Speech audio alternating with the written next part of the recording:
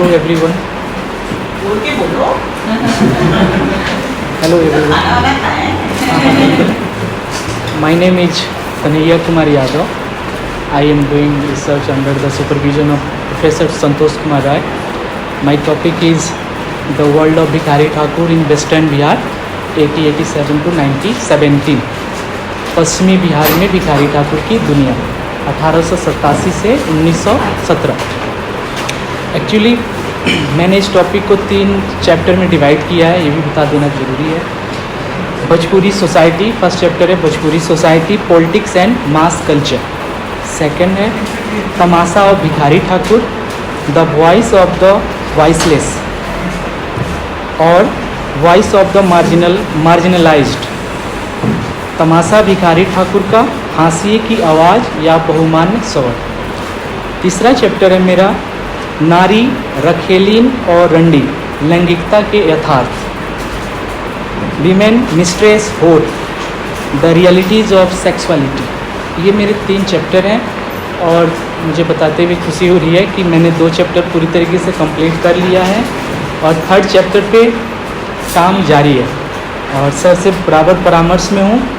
और जो gender sexuality की हमारी मैम तो एक्सपर्ट है, इनसे मुझे जो आज मिलेगा सजेशन वो मेरे लिए बहुत ही बहुमूल्य साबित होने वाला है। तो इस तरीके से मैंने अपने चैप्टर को चैप्टराइज किया हुआ है और ये जो मेरा टॉपिक है ये पूरी तरीके से भिखारी ठाकुर के तमाशा को लेकर के लिखा जा रहा है कि उनके तमाशा में नारी की स्थिति कैसी है, फीमेल की स्थिति कैसी है, वो किस तरीके से कलकत्ता जाने के बाद जो वहाँ का कल्चर है उसको वो देखते हैं। फिर उसमें जो रंडी शब्द का वो जो इस्तेमाल कर रहे हैं अपने नाटक में विदेशिया में, उसका उन्होंने किस तरीके से रिप्रेजेंट किया है और साथ ही साथ नारी के जो समस्या उसको भी उठाते हुए, खास करके जो दहेज प्रथा होती है, चाइल्ड मैरिज, इसके अलावा जो वायलेंस होता है डोमेस्टिक फीमेल वायलेंस, उसको भी उन्होंने 1917 के आसपास ये मुद्दों को उठा रहे हैं। शराब पीने के बाद किस तरीके से महिलाओं पे अत्याचार किया जाता था, उस मुद्दे को भी उन्होंने बखूबी अपने नाटक में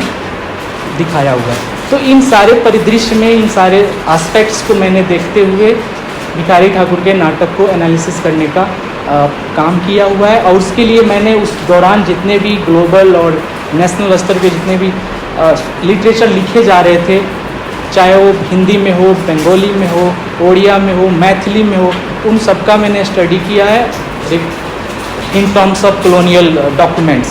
क्योंकि कॉलोनियल डॉक्यूमेंट्स में मुझे जॉर्ज गैरसन का जो भोजपुरी पे उनका विस्तार से काम है, किस तरीके से सुनीति चटर्जी का, उन सब का मैंने अध्ययन किया हुआ है।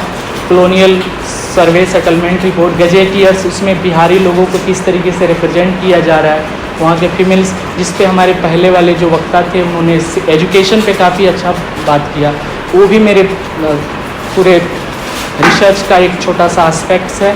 तो इस तरीके से मैं मोटा मोटी मैं आपको छोटे से कंसाइज करते हुए मैंने बताया कि ये मेरे टॉपिक का ये पर्सपेक्टिव्स है।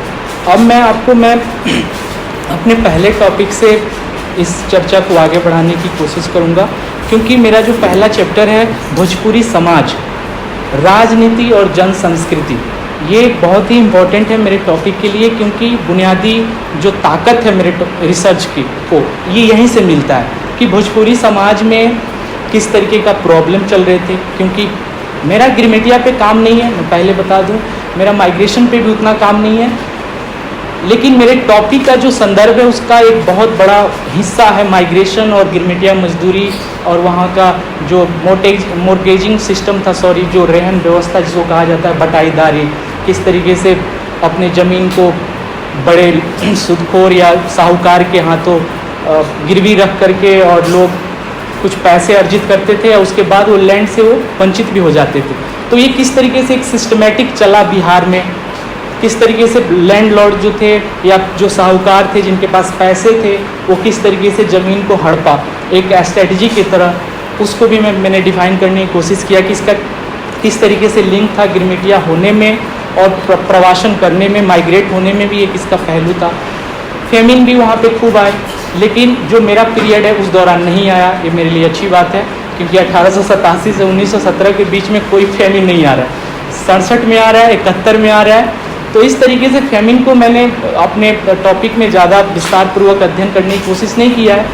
क्योंकि ये उतना इम्पोर्टेंट नहीं रहा। लेकिन जो सबसे इम्पोर्टेंट चीज़ था वो था कि वहाँ पे लैंड किसके हाथ में था, भूमि और भूमि का राजस्व किसको मिल रहा था, भूमि पे आधिपत्य किसका था। क्योंकि सारण डिस्ट्रिक्ट को अगर मैं देखूँ तो सारण में लगभग 1 दर्जन से ज़्यादा छोटे और बड़े एस्टेट हुआ करते थे बिफोर इंडिपेंडेंस।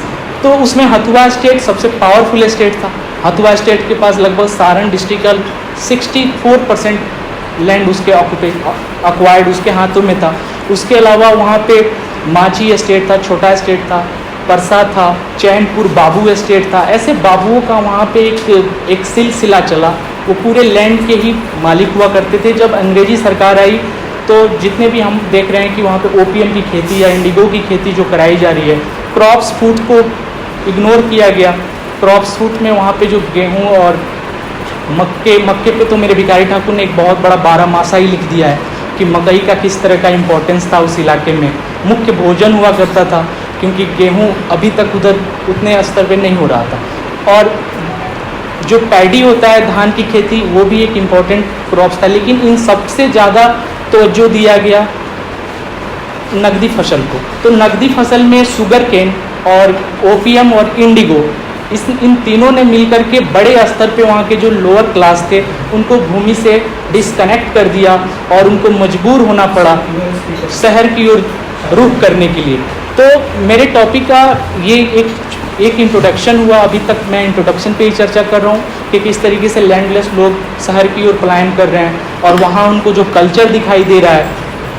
क्योंकि बंगाल आज का जो मुंबई है, उस ज़माने में बंगाल हमारे लिए था और बंगाल में हाई कल्चर पूरी तरीके से एक साथ एग्जिस्ट हो चुका था। वहाँ पे रामलीला, जतरा, गंभीरा एक शिव कल्ट होता है जिसमें शंकर जी का लोग पूजा करते थे। और उस पर आर के याग्निक ने बहुत अच्छा मुझे नॉलेज दिया। आर के याग्निक का 1933 में वो पीएचडी करते हैं इंडियन फोक कल्चर पे, खासकर उसमें उन्होंने ज़्यादा वर्णन बंगाली समुदाय को लेकर किया, आर के याग्निक। उसके अलावा गियर्सन से भी मुझे जानकारी मिलती है और भी बहुत सारे हम कॉलोनियल डॉक्यूमेंट्स हैं। कैथरीन ने भी बहुत अच्छा काम किया है। कैथरीन का जब मैंने पढ़ा तो उन्होंने बताया कि फोक कल्चर के साथ साथ जो नौटंकी का इमरजेंस था वो बहुत बड़े स्तर पे चल रहा था। उधर लोगों का सबसे बड़ा इंटरटेनमेंट का साधन नौटंकी हुआ करता था। नौटंकी सबके लिए, सबके इंटरटेनमेंट का जरिया भी नहीं था। तो इस एस्पेक्ट में एक जो भिखारी ठाकुर का जो कल्चर इमर्ज कर रहा है वो वहाँ के लोगों का इंटरटेनमेंट का एक बड़ा जरिया बन रहा है। तो इसी कॉन्ट्राडिक्शन को मैंने दिखाने की कोशिश किया है कि नौटंकी और फोक कल्चर में भिखारी ठाकुर का विदेशिया नाटक या उनके 2 दर्जन से ज़्यादा नाटक पब्लिश्ड हुए हैं। उनका सबसे पहला मुझे जो मिला पब्लिश हुआ वो 1944 में 1944 में बंगाल के एक हावड़ा प्रेस था, वहाँ से वो प्रकाशित हुआ है, जो फुटपाथ पे और रेलवे में लोग उसको खूब पढ़ते थे। तो वो बिहार राष्ट्रभाषा परिषद में उसकी एक प्रति रखी हुई है जहाँ मैंने उसको अपनी आंखों से देखा। लेकिन उसके पहले जो कहा जा रहा है, जिसे बद्री नारायण तिवारी कहते हैं कि 1917 में पहली बार विदेशिया को पब्लिश किया जा रहा है। ये थोड़ा सा क्वेश्चन मार्क है कि 1917 में पब्लिश हो रहा है तो उसके बारे में हमारे पास जानकारी नहीं है। उन्होंने भी कोई रेफरेंस नहीं दिया है कि कहाँ पब्लिश हुई, कैसे पब्लिश हुई, क्या ये मौखिक ही चलता आ रहा है कि हाँ 1917 में पब्लिश हो गया। क्योंकि 1917 में भिखारी ठाकुर ये बताते हैं कि 30 बरस के जब हम भईनी तो मेरा नाटक पब्लिश हो गया। तो ये एक मौखिक रेफरेंस है, लेकिन लिटरली हमें कहीं मिलता नहीं है। वो जो पुस्तक प्रकाशित हुआ उसका कहीं हमारे पास साक्ष्य नहीं मिलता है। मैंने बहुत जगह मैंने भ्रमण किया लेकिन वो प्रतिलिपि मुझे नहीं मिली। खैर, तो ये जो टॉपिक है मेरा, इस पे अगर मैं बिहार का जो सोसाइटी है, कल्चर है, उसमें मैंने आपको बता चुका हूँ। मैं अब भिखारी ठाकुर को अपना पर्सपेक्टिव बना रहा हूँ कि भिखारी ठाकुर किस तरीके से उसमें से इमर्ज कर रहे हैं उस सोसाइटी से जहाँ पे लैंडलेस लोग हैं और उनके पास इंटरटेनमेंट के लिए नौटंकी है या क्लासिकल, क्योंकि हथुआ स्टेट, ध्रुपद, ठप्पा, सरगम, बरगम वहाँ के सबसे लोकप्रिय ये संगीत हुआ करते थे, जिसका ट्रेनिंग सबके बस की बात नहीं थी। उसके लिए क्लासिक होना ज़रूरी था। और वहाँ पे महेंद्र मिश्र का एक बहुत तवज्जो से, इज्जत से नाम लिया जाता है, लेकिन वो भी शास्त्रीय संगीत को ही जानने वाले थे। लेकिन भिखारी ठाकुर शास्त्रीय संगीत से उनका दूर दूर तक नाता नहीं है। उन्होंने जो एक मूवमेंट खड़ा करते हैं कि वो जितने भी नौटंकी हो या जात्रा हो, रामलीला हो या गंभीरा हो या वहाँ के जितने भी फोक कल्चर थे, चाहे चैता, बिरहा या जातिगत जो कल्चर होता है संगीत का या नाटक का, जैसे नट, हमारे बिहार में नट दो तरह के होते हैं, एक मुसलमान भी नट होता है, हिंदू भी नट होते हैं। उस तरह से एक भाट होता है, वो हिंदू होते हैं और मुस्लिम भी होते हैं। उनका ये वंशानुगत उनके डायनेस्टी में, कम्युनिटी में ये कल्चर का एक बहुत बड़ा रुतबा रहा है। वो लोग नाच करता भी है और गाता भी है। तो भिखारी ठाकुर कहीं ना कहीं उनसे भी प्रभावित हो रहे हैं। तो पूरी तरीके से अगर मैं भिखारी ठाकुर को देखूं तो वो बहुत ही सोशल कॉन्शियसनेस अपने आप को रिप्रेजेंट कर रहे हैं। वो उड़ीसा जाते हैं तो वहाँ भी वो रामचरितमानस का पाठ करते हुए उनको पहली बार रामचरितमानस की और उनका दिमाग और दिल दोनों आकर्षित हो रहा है। तो वहाँ पे वो किसी ब्राह्मण से वो सीखने की कोशिश करते हैं। फिर गांव में जब आते हैं तो रामलीला का आयोजन कराते हैं, लेकिन रामलीला से उनकी रोजी रोटी नहीं चल पाती, तो वो नाच की ओर अपने आप को ट्रांसफॉर्म कर देते हैं। तो नाच यहाँ पे जो है, नाच जिस नृत्य से निकला है नाच, और इसमें जो लेकिन बिहार में इसको अश्लीलता से जोड़ दिया गया है। ये माना जाता है कि ये स्काउंड्रल और वल्गरिटी का एक द्योतक है, एक इसका सिंबल है, और उसको बड़े क्लास के लोग उसको देखने की पसंद नहीं करते थे। जैसे कि अगर हम फणिश्वरनाथ रेणु का जो बहुत ही प्रसिद्ध नोवेल है मारे गए गुलफाम, जिस पे तीसरी कसम मूवी बनी है, जिसमें राज कपूर ने काफ़ी अच्छा रोल किया है, शैलेंद्र ने वो फिल्म को प्रोड्यूस किया था। उसमें वो बताते हैं कि किस तरीके से नौटंकी कानपुर, मथुरा और दिल्ली में बड़े बड़े नौटंकी हुआ करते थे। उसमें बाई जी डांस करती थी, उसमें महिलाओं का रिप्रेजेंटेशन होता था, लेकिन पुरुष पूरी तरीके से पुरुष का नृत्य उसमें नहीं होता था। तो जब राज कपूर को पहली बार कानपुर की बाई जी को बैठाने का मौका मिलता है अपने बैलगाड़ी में, तो उनसे वो प्रश्न करता है कि आप करती क्या हैं। तो कहती हैं कि मैं नौटंकी की डांसर हूँ। तो कहते हैं कि नौटंकी ये तो बहुत ही अभद्र चीज़ है, आप तो बहुत ही गंदा आपने पेशा चुन लिया है। नौटंकी में तो हमारे बाबूजी, हमारी दादी जी मना करती हैं, नौटंकी अच्छे लोगों का पेशा नहीं है। तो नौटंकी किस तरीके से वो समाज का, कौन से समाज के लोग नौटंकी की ओर रुख कर रहे थे, किनका वो मनोरंजन का साधन था, ये मेरे थीसिस का एक बहुमूल्य बिंदु है कि कौन से लोगों के लिए किस प्रकार का मनोरंजन का साधन हुआ करते थे, और जो लोग लोअर क्लास के लोग थे उनका इंटरटेनमेंट का नज़रिया क्या था, जो हायर क्लास के लोग थे उनका डोमिनेंट कौन क्लास कर रहा था, ये कल्चर पे पूरी तरीके से डोमिनेशन किसका था, आधिपत्य किसका था। तो मैंने कुछ क्वेश्चन क्रिएट करने की कोशिश किया है उसमें अपने, और उस रिसर्च को आगे बढ़ाने की भी कोशिश किया है उसी क्वेश्चन के माध्यम से। उस क्वेश्चन को मैं पहले आपको बता दूं कि भोजपुरी साहित्यिक क्षेत्र में भिखारी का क्या योगदान है, भोजपुरी समाज में विदेशिया लोक संस्कृति कैसे बनी, क्योंकि ये एक बहुत ही कंट्राडिक्शन वाला क्वेश्चन है। पहली बार बद्री नारायण तिवारी पूरे बिहारी फोक कल्चर को विदेशिया संस्कृति से रिप्रेजेंट कर देते हैं। अब विदेशिया दरअसल एक नाटक था, उनके 12 नाटकों में से एक नाटक था। तो किस तरीके से एक नाटक पूरे बिहार के कल्चर को रिप्रेजेंट करेगा, फोक कल्चर को रिप्रेजेंट करेगा, इस पे मैंने क्वेश्चन मार्क किया है। एक ब्रह्मा प्रकाश है, वो जेएनयू से आर्ट एंड एस्थेटिक में पीएचडी किया, उन्होंने भिखारी पे काम किया है। भिखारी पे उन्होंने कहा कि लेबर कल्चर है, इसमें केवल वे लोग शामिल थे जो समाज में पूरी तरीके से उनको इग्नोर कर दिया गया था, जिनके पास लैंड नहीं थी या उनके लिए मजबूरी थी, वो पेशा अपनाना मजबूरी था। तो उन्होंने मजबूरी के दृष्टिकोण से और लेबर क्लास से जोड़ के पूरे भोजपुरी कल्चर को और विदेशिया नाटकों को डिफाइन करने की कोशिश किया है। उससे भी मैं परिचित हूँ और उस पर भी मैंने अपना क्वेश्चन उठाया है। उसके अलावा जो अगला क्वेश्चन है, भिखारी किस तरीके से लोक नाट्य शैली के एक प्रतिबिंब बन रहे हैं, और उसके अलावा भोजपुरी जन समुदाय में भिखारी ठाकुर किस प्रकार से प्रतीकवाद के रूप में उभर कर आते हैं, इनके नाटकों या अभिनय कौशलता पर ये कुछ प्रश्न है जिसको जानना मेरे लिए और आपको बताना जरूरी है, क्योंकि रिसर्च का मूलभूत मुद्दा ही होता है क्वेश्चन बगैर उठाए रिसर्च। तो ये सामंतवादी समाज में किस तरीके से अश्लील बनते गया, उसके अलावा लोकप्रिय संस्कृति के रूप में जो अल्टरनेटिव कल्चर के रूप में इमर्ज कर रहा है विदेशिया नाटक, उसको मैंने दिखाने की कोशिश किया है।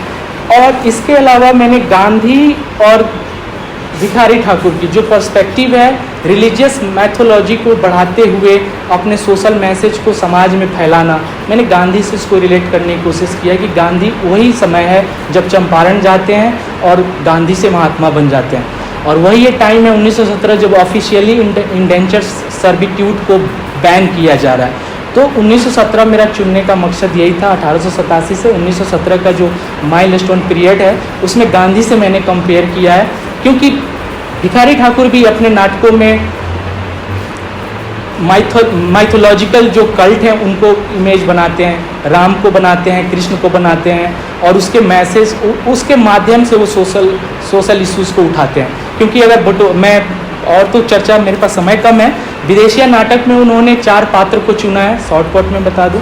उसमें जो पहला है जिसको विदेशी कहा जा रहा है उनको कहते हैं कृष्ण है, और जो उनकी वैवाहिक पत्नी है जिनको उनका नाम प्रिया सुंदरी दिया हुआ है उसको वो कहते हैं राधा है। और क्योंकि इनके बीच में जो संबंध है वो थोड़ा दैवीय बनाने की कोशिश करते हैं वहाँ पे। और तीसरा जो है बटोहिया, जिसको हम मुसाफिर कह सकते हैं, उसको उन्होंने कहा कि ये उद्धव है, क्योंकि हमारे माइथिकल जो टेक्स्ट है उसमें उद्धव को एक मैसेंजर के रूप में दिखाया जाता है। और चौथा जो रंडी का उन्होंने चर्चा किया है कि बंगाल में जाने के बाद विदेशी किस तरीके से अपने बीवी को भूल जाता है और दूसरे पराई स्त्री के साथ वो कैसे संबंध बनाता है, तो उसको वो कहते हैं माया। क्योंकि गांधी भी माया और सिविलाइजेशन की बात करते हैं हिंद स्वराज में, और अपने इंडियन ओपिनियन में भी उसको भी मैंने पढ़ा कि किस तरीके से वो कहते हैं कि जो अभी का मॉडर्निटी है वो मायावी है, वो मायावी है पूरी तरीके से। अगर इस, क्योंकि वो अस्पताल, रेलवे, इन सब चीज़ों को वो थोड़ा मायावी बताते हैं। कहीं ना कहीं भिखारी ठाकुर का भी दृष्टिकोण इसी तरीके से था। भिखारी ठाकुर भी मॉडर्निटी को कहते हैं कि ये चंडाल है, क्योंकि इसी के वजह से लोग माइग्रेट कर रहे हैं, भुखमरी है और लोगों को पेट नहीं भर रहा है, इसलिए वैवाहिक स्त्री को छोड़ के तुरंत कोलकाता की ओर पलायन कर जाते हैं। तो ये एक मैंने जोड़ा हुआ है अपने थेसिस से इस टर्म कंडीशन को, और मैं कंक्लूड करने की कोशिश कर रहा हूँ जल्दी से। कंक्लूजन मेरा यही है कि हम देख रहे हैं कि जो बिहार का जो निम्न या अधीनस्थ वर्ग है, सबऑर्डिनेटिव क्लास, उनका कला से सदियों से एक संबंध रहा है, क्योंकि वहाँ की जो लोकल कल्चर है उसमें बहुत सारे सब कास्ट और कास्ट से जुड़ा हुआ कल्चर है। जैसे अहिर समुदाय में बिरहा, चैता, ये कब से आ रहा है इसका कोई हमारे पास एविडेंस नहीं है। ग्रियर्सन भी कहते हैं कि ये कब से लोरी गायन और बिरहा का इधर गायन हो रहा है, हमारे पास भी इसका कोई एविडेंस नहीं है। क्योंकि उसके अलावा बहुत सारी चमार जो कास्ट होते हैं उनके अपने कल्चर होते थे। वहाँ पे हम एक फाग और फागुन का जो सॉन्ग होते हैं, ये भी एक कल्चर, एक जाति विशेष से ही जुड़ा हुआ था। उसके अलावा नेटुआ जाति होती है, नेटुआ का भी अपना एक बाजीगरी कलाकारी होती है। वो भी आजकल का जो कल्चर हम देखते हैं, जिसको हम लोग पॉप कल्चर कहते हैं, वो पॉप कल्चर बहुत पहले नेटुआ समुदाय में आ चुका था। उनकी कलाबाजी, सर्कस में, सबसे पहले सर्कस में पार्ट करना, ये कहीं ना कहीं नेटुआ समुदाय से भिखारी ठाकुर भी आकर्षित हो रहे हैं, उनसे कुछ ना कुछ कॉन्शियसनेस प्राप्त कर रहे हैं। लोकगीत किस तरीके से मानव जाति का एक गीत होता है, ये इंसान अपने बचपन से ही ये सुनते आता है, अपने माँ से वो सुनता है। तो ये इसके लिए किसी ट्रेनिंग की ज़रूरत नहीं होती है, किसी क्लासिकल गुरु के पास जाने की ज़रूरत नहीं होती है, किसी लिगेसी की ज़रूरत नहीं होती है।